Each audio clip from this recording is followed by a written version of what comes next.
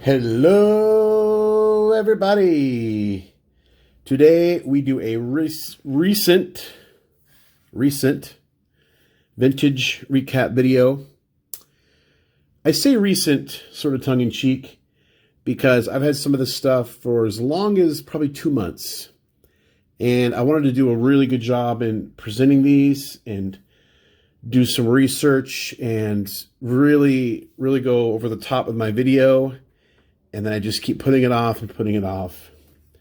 So I just decided just to do it. Whatever comes out, it's all good.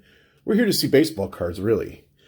So these first couple things are from,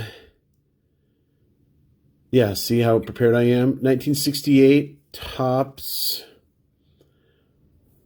Yeah, I guess these are Topps. I don't know. They're 68. They're, Laughlin. I don't know what they are. They're like World Series cards, fun cards. And I got these on my LCS. And he has like a lot of these. And most of them are $2, I think.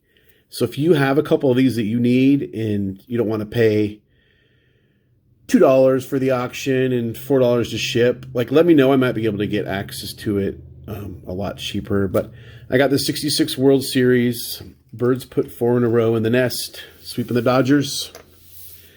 I'm not sure who they hired to draw the bird, but if I could do the illustration, you might want to get another artist. And then this I saw right after I got this 55 doubleheader with Ed Lopat on it. And so I just figured it was a good companion piece. It says, Lopat's junk baffles Giants twice. Lopat won 2 games in that 51 World Series. On the back, it talks about, the Giants were on a high from Thompson's home run, but wasn't enough to beat that team from New York. So those are just cheapos, just kind of fun. What's next? Some 55 Topps.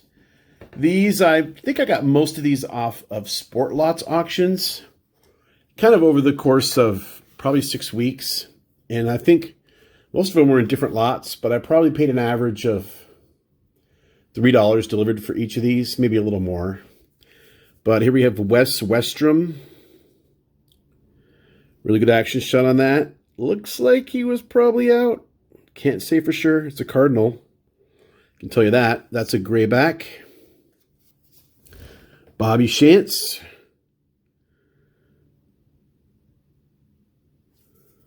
That's a gray back. Haven't read the cartoons yet on those. I usually do. Joe DeMaestri. That's a gray back. Or sorry, that's a white back. The rest of these are white backs. Kansas City A's. Hank Sauer. Great Cub. And that is a white back. Excuse me. And Ray Boone, of course, father to Bob Boone, and grandfather to Brett and Aaron. White back. There we go. There's the 56 Topps.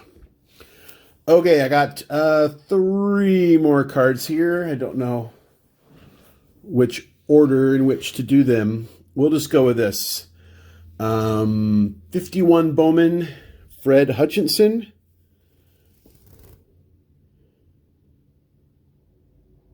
When I really started getting back into vintage about a year ago, I wanted to try to get sort of at least one card from each set that I would consider like a classic set or anything that's interesting to me.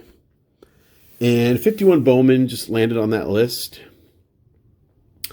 And at the same time, I don't want to just get any card from those sets. I want them to mean something. So for those of you that aren't really familiar with Fred Hutchinson, if you have a collection of Washington State athletes, you need to have a card of Fred Hutchinson. Here's a book called Rain Check that Saber put out. about 10 years ago, 10, 12 years ago. And it's basically the early baseball from late 1800s to, I would say, right up to Pilot's years for Pacific Northwest baseball.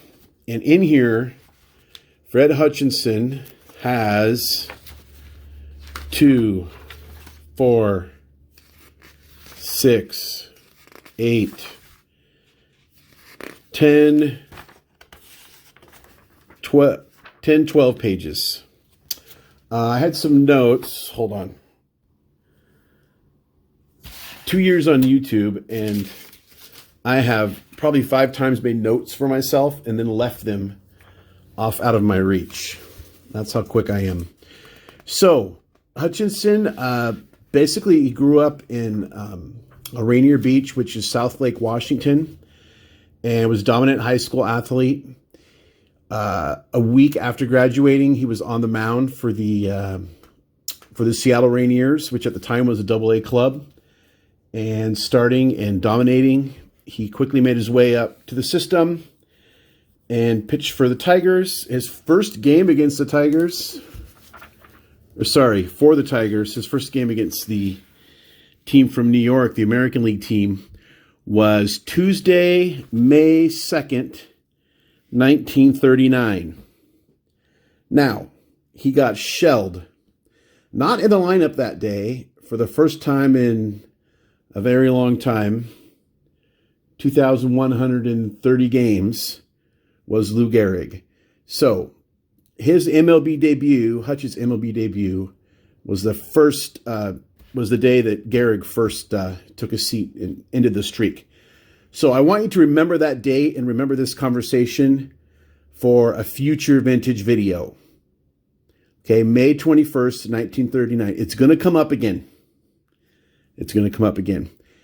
He got shelled, and he actually struggled with his control in 39 and 40.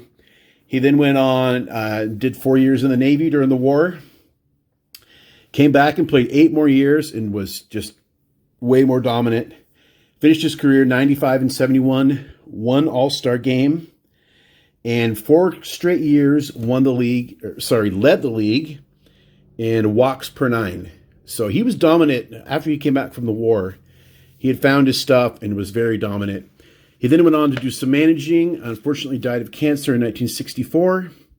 Shortly thereafter, his brother started Fred Hutchinson Cancer Research Center, and his basically organization that leads the world in cancer research to this day in Seattle. It's world-renowned, and if you Google Fred Hutchinson, it's the first 10 links are Fred Hutchinson Research Center.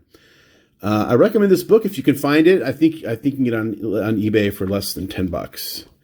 But it's got lots of cool photos and rain check. And just Google rain check. I think, like I said, I think Sabre put it out. Yeah, Sabre. Is there a copyright date? 2006. Wow.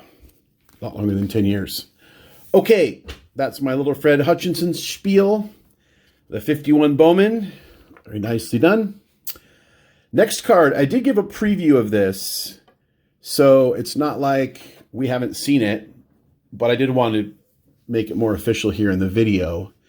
This card this card inspired the 55 Topps doubleheader, and it's the 2011 Mecca. The same concept as the 55. You can fold, let's see if I can get it in here, right under Brown's, kind of running along his sleeve, there's a fold. And the idea is that you would fold this top piece over, and the legs would then become a part of Hoffman's picture.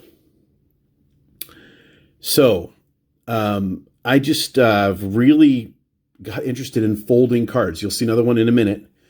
So now I've gotten 3 nice folding vintage cards just this year, and I've got my eye on a couple more. I don't know if I'll be able to get them this year or not, but so why this card? Well, in Brown is Mordecai Brown. He's a Hall of Famer. And Mordecai Brown is Mordecai Three Finger Brown, who Mr. Burns wanted as one of his ringers, his initial wish list for his nuclear power plant team. We'll give them token jobs at the plant and have them play on our softball team. Honus Wagner, Cap Anson, Mordecai Three-Finger Brown. Sir? What is it, Smithers? I'm afraid all those players have retired and passed on. In fact, your right fielder has been dead for 130 years. Damnation! Okay. Poor Smithers had to break it, had to give him the bad news that he couldn't, Brown was gone. But he had a pretty good list of guys there that he wanted, didn't he? This is going to fall over probably at least one more time. I'm trying to be careful with this. Now I got to figure out how to store some of these oversized. Another book recommendation, Crazy '08, How a Cast of Cranks, Rogues, Boneheads, and Magnates Created the Greatest Year in Baseball History. Pardon me, the font is just like messing with me. Anyway, a little thing here on Mordecai Three-Finger Brown. Pitches the ninth of this particular game that they're talking about, recording a tidy save. Brown's nickname is anatomically imprecise. He actually had more like 3.5 fingers. Still, it is honestly earned. He lost most of his right index finger as a result of a boyhood dispute with a feed shopper. Not long after, while his injured hand was still in splints, he was playing with a pet rabbit when he smashed his hand against the bottom of the tub, breaking several bones. His sister helped him rebandage his hand. The total damage to the 5-year-old, one finger gone, his middle finger wickedly bent, and his pinky paralyzed. Also known as minor for his years spent down in the pits, Brown has missed most of spring training. And it goes on. So as a 5-year-old, he lost a finger into some farm machinery, and then he gets it smashed on a rabbit cage. And there is a picture in here. I thought it was on the back here. Pardon me. Yeah, there it is. Hopefully you can see that. Pitching hand of Mordecai Three-Finger Brown. So he had like 3.5. But they said it actually helped him, develop a special grip that made him a better pitcher. I don't believe I think he was put in the Hall posthumously. I believe. No, you know what? I'll correct that. That's when... There it goes. I'm channeling Michael Myers here. No, he knocks over cameras. I knock over cards. You know what? I'll put information below on whether Brown was put in after his death or whatever. You know what? You can look it up. If you're interested, look it up. Sometimes I wonder if I try too hard and then it stops me from doing things. Like I said, I should have done this video, long time ago. This next card is the only card that's like kind of new. New to me. I got it on Friday. So I kept looking at cards from really cool sets. I kept thinking pre-war. I kept finding sets that had this cool folding feature. And I isolated a set that I wanted to get a card for. And then I narrowed it down to the player. We all know I'm a knuckleball fan. You see the little artwork in the background with some autographs on it. So this tied in nicely with that. I will say this, condition-wise, I always thought that, we all have our non-negotiables for condition. And I had always said, no huge, gigantic, ugly creases. But there's 2 creases on this card. Without the creases, I would not have been able to afford this. It probably would have been closer to $400 or more. And I got it for substantially less than that. So this is a T202 Hassan triple fold. It's in an SGC 2. It's the old holder. I don't know how the old grades translate to new. So I guess what I'm saying is I don't know that if I send this in, it gets a 2 again. but that's fine. It doesn't need to. It was more obvious in the eBay listing. There's a big old crease right here, right down the middle of Stahl of the in-action picture. And then there's one right here. But I really got this card. Again, it was affordable, and there's not many cards from this set that are affordable to me. But right here, the father of the knuckleball, and if you recognize the name, Eddie Seacott. Pause if you want to issue a guess. How do you know that name?